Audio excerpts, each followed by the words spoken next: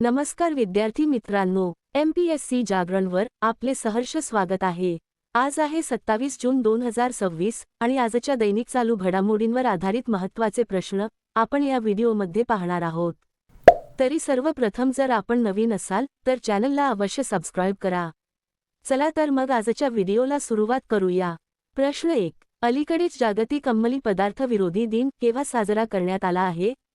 याचे अचूक उत्तर आहे पर्याय बी, जून 26।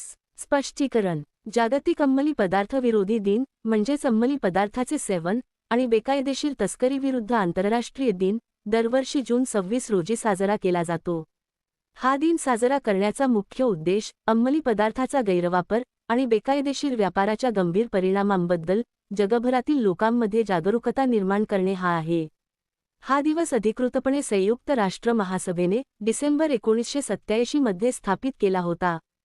प्रश्न 2, अलीकडेच कोणत्या देशात आणीबाणी घोषित करण्यात आली आहे? याचे अचूक उत्तर आहे पर्याय सी, व्हेनेझुएला। स्पष्टीकरण: जून 2026 मध्ये दोन शक्तिशाली भूकंपांमुळे अनुक्रमे 7.2 आणि 7.5 तीव्रतेचे झालेल्या मोठ्या विध्वंसानंतर दक्षिण अमेरिकन देश व्हेनेझुएलामध्ये राष्ट्रीय आणीबाणी घोषित करण्यात आली आहे।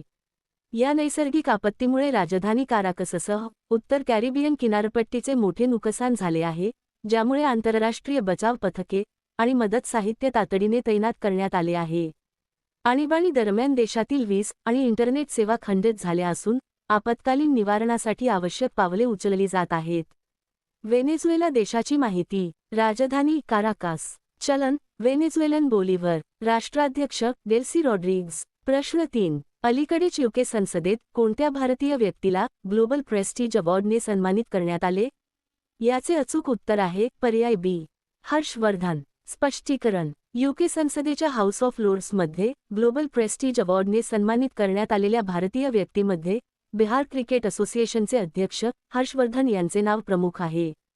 त्यांना विकसित भारत 2047 चे विजन आणि क्रिकेटच्या विकासातील त्यांच्या योगदानाबद्दल हा सन्मान मिळाला। आता पाहू इतर महत्त्वाचे पुरस्कार।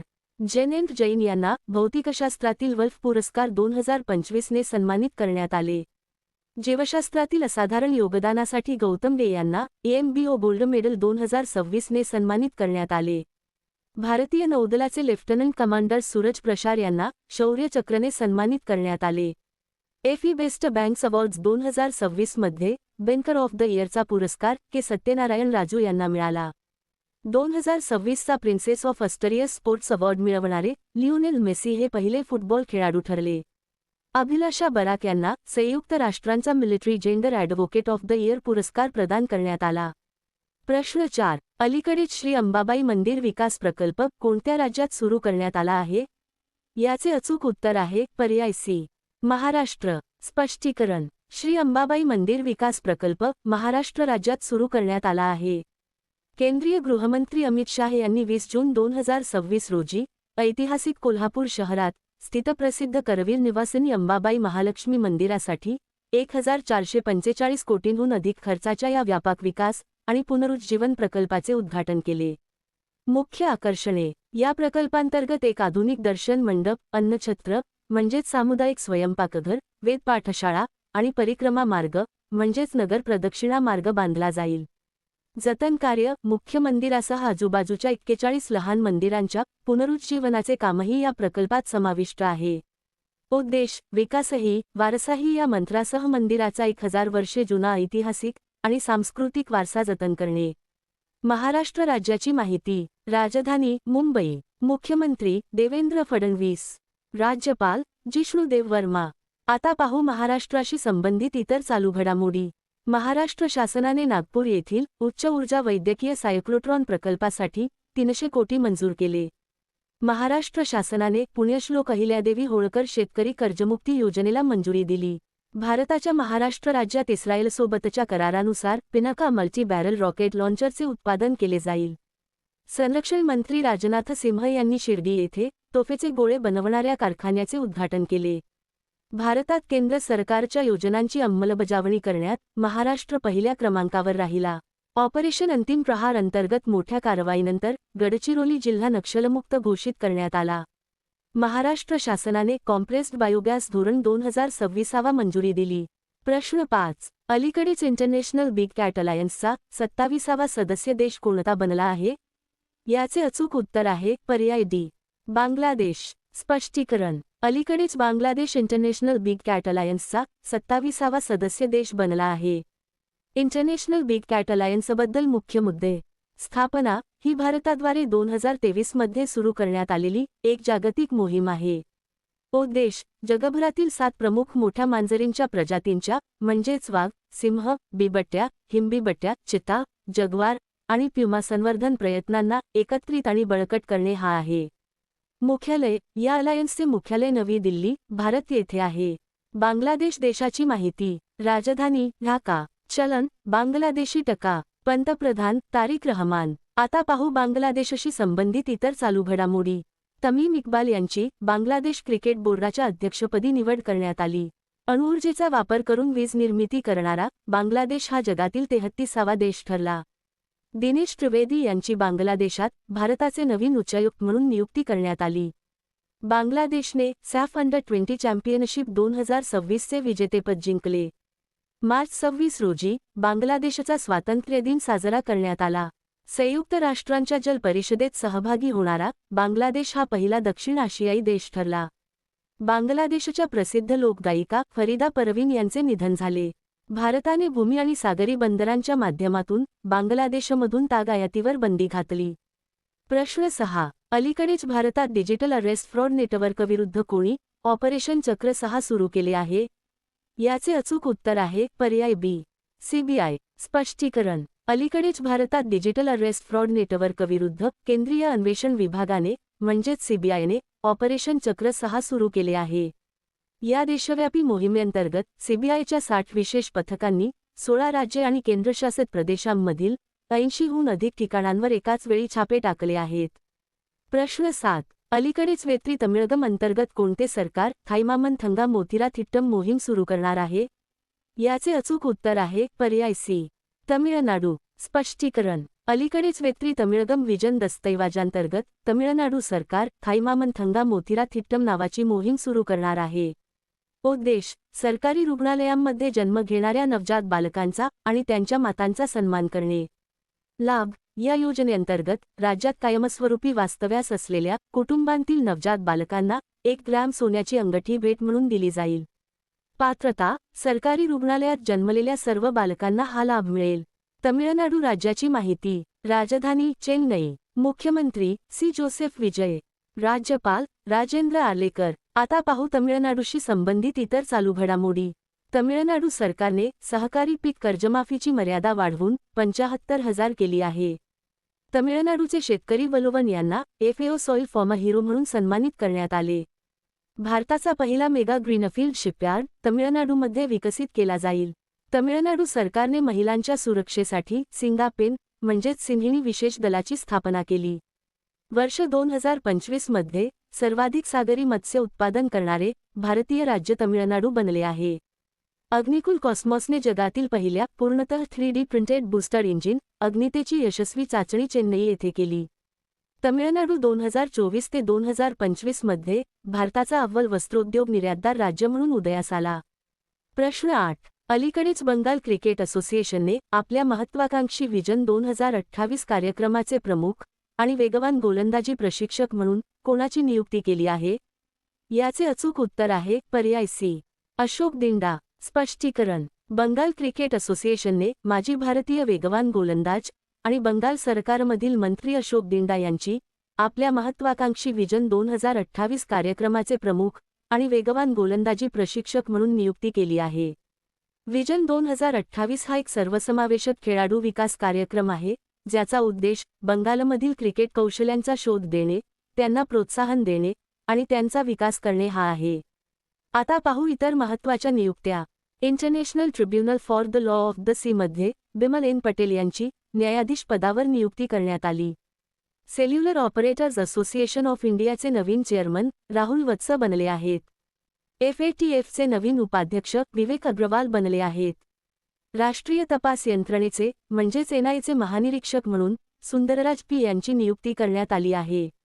राष्ट्रीय सांख्यिकी आयोगाच्या अध्यक्षपदी सैबल चट्टोपाध्याय यांची नियुक्ती करण्यात आली आहे. कामगार आकडेवारीवरील उच्चस्तरीय तांत्रिक तज्ज्ञ समितीच्या अध्यक्षपदी अलख एन शर्मा यांची नियुक्ती करण्यात आली आहे. भारतीय विमा नियामक आणि विकास प्राधिकरण म्हणजेच IRDAI चे सदस्य म्हणून दिनेश पंत यांची नियुक्ती करण्यात आली आहे. प्रश्न 9. अलीकडेच हेमिस फेस्टिवल 2026 कोणत्या ठिकाणी सुरू झाला आहे? याचे अचूक उत्तर आहे पर्याय बी, लडाख. स्पष्टीकरण. अलीकडेच प्रसिद्ध हेमिस फेस्टिवल 2026 लडाखच्या ऐतिहासिक हेमिस मठात सुरू झाला आहे.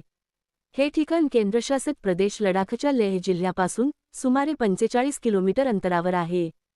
चाम नृत्य भिक्षूद्वारे सादर केले जाणारे पारंपरिक चाम मुखवटा नृत्य हा या कार्यक्रमाचा मुख्य केंद्रबिंदू असतो, जे वाईटावर चांगल्याच्या विजयाचे प्रतीक आहे. आता पाहू लडाखशी संबंधित इतर चालू घडामोडी. भारताचा पहिला भू-औष्णिक ऊर्जा प्रकल्प लडाखमध्ये विकसित केला जात आहे. भारतीय सैन्याने लडाखमध्ये ऑपरेशन नेत्रेक .0 चे आयोजन केले. लडाखमध्ये 5 नवीन जिल्ह्यांची अधिसूचना जारी करण्यात आली.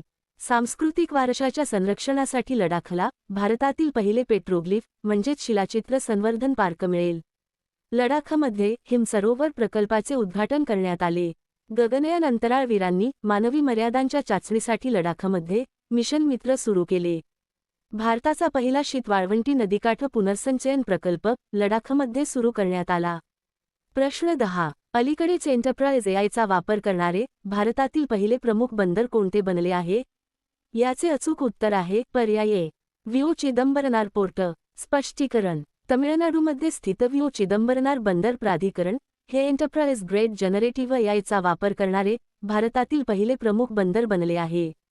बंदराच्या डिजिटायझेशनला चालना देण्यासाठी आणि कार्यपद्धती सुलभ करण्यासाठी पोर्ट-GPT नावाचे एक समर्पित मोबाईल ॲप्लिकेशन सादर करण्यात आले आहे. या आर्टिफिशियल इंटेलिजन्स प्लॅटफॉर्मचे उद्घाटन केंद्रीय बंदरे, जहाज बांधणी आणि जलमार्ग मंत्री सर्वानंद सोनोवाल यांनी केले होते. प्रश्न 11. अलीकडेच फिफाने कोणत्या देशाच्या फुटबॉल संघटनेला निलंबित केले आहे? याचे अचूक उत्तर आहे पर्याय सी, नेपाळ. स्पष्टीकरण. आंतरराष्ट्रीय फुटबॉल महासंघ म्हणजेच फिफाने अलीकडेच तृतीय पक्षाचा हस्तक्षेप आणि सरकारी ढवळाढवळीमुळे नेपाळच्या फुटबॉल संघटनेला म्हणजेच अखिल नेपाळ फुटबॉल संघ तातडीने पुढील आदेश येईपर्यंत निलंबित केले आहे. नेपाळ देशाची माहिती. राजधानी काठमांडू. चलन नेपाळी रुपया. पंतप्रधान बालेन शाह. राष्ट्राध्यक्ष रामचंद्र पौडेल. आता पाहू नेपाळशी संबंधित इतर चालू घडामोडी. 2 दिवसीय कलिंग साहित्य महोत्सवाचे 4थे संस्करण काठमांडू येथे संपन्न झाले. भारत आणि नेपाळ दरम्यान UPI लिंक सुरू करण्यात आली. 29 मे 2026 रोजी नेपाळने आपला 19वा प्रजासत्ताक दिन साजरा केला. नेपाळ सरकारने ऑनलाईन सट्टेबाजीशी संबंधित 7,000हून अधिक ॲप्लिकेशन्स आणि वेबसाईट्स बंद केल्या आहेत. नेपाळ सरकारने इयत्ता 5वी पर्यंतच्या मुलांसाठी सर्व पारंपरिक परीक्षा रद्द केल्या आहेत. भूमिका श्रेष्ठ यांची नेपाळच्या पहिल्या ट्रान्सजेंडर महिला खासदार म्हणून नियुक्ती करण्यात आली. नेपाळमध्ये यहमरी सण साजरा करण्यात आला. प्रश्न 12. अलीकडेच भारतातील कोणते विमानतळ जगातील तिसरे सर्वात कुटुंबस्नेही विमानतळ बनले आहे? याचे अचूक उत्तर आहे पर्याय बी, कैंपेगौडा आंतरराष्ट्रीय विमानतळ. स्पष्टीकरण. बेंगलुरूचे कैंपेगौडा आंतरराष्ट्रीय विमानतळ अलीकडेच जगातील तिसरे सर्वात कुटुंबस्नेही विमानतळ बनले आहे. युनायटेड किंगडममधील ट्रॅव्हल एजन्सी attractiontickets.com द्वारे लहान मुलांसह प्रवास करण्यासाठी जगातील सर्वोत्तम विमानतळांच्या जागतिक सूचीमध्ये हे मानांकन देण्यात आले आहे. आता मागील व्हिडिओमधील प्रश्न. अलीकडेच उल्हास उपक्रमांतर्गत भारतातील 6वे पूर्ण साक्षर राज्य कोणते बनले आहे? याचे अचूक उत्तर आहे पर्याय बी, उत्तराखंड. आता पाहू अत्यंत महत्त्वाचे उजळणी प्रश्न. FATFचे नवीन उपाध्यक्ष विवेक अग्रवाल बनले आहेत. जवाहरलाल नेहरू पोर्टला भारताचे सर्वोत्तम कंटेनर बंदर म्हणून घोषित करण्यात आले आहे. उत्तर प्रदेशमधील सुरहातालला भारतातील 100वे रामसर स्थळ म्हणून घोषित करण्यात आले आहे. लेफ्टनंट जनरल धीरज सेठ यांची भारताचे पुढील लष्करप्रमुख म्हणून नियुक्ती करण्यात आली आहे. नॉर्वेमधील प्राथमिक शाळांमध्ये जनरेटिव्ह AI साधनांच्या वापरावर जवळपास पूर्णपणे बंदी घातली जात आहे. ग्लोबल पीस इंडेक्स 2026 मध्ये आयसलँड अव्वल स्थानी राहिले आहे. उत्तर प्रदेशच्या लखनौमध्ये नौसेना शौर्य वाटिका या खुल्या नौदल संग्रहालयाचे उद्घाटन करण्यात आले आहे. भारतातील सर्वात उंच पवनचक्की कर्नाटकात स्थापित करण्यात आली आहे. महिलांसाठी प्रियदर्शिनी मोफत बस प्रवास योजना केरळमध्ये सुरू करण्यात आली आहे. किर्गिस्तानची पहिल्यांदाच संयुक्त राष्ट्र सुरक्षा परिषदेसाठी निवड करण्यात आली आहे. तुषार मेहता यांची भारताचे सॉलिसिटर जनरल म्हणून नियुक्ती करण्यात आली आहे.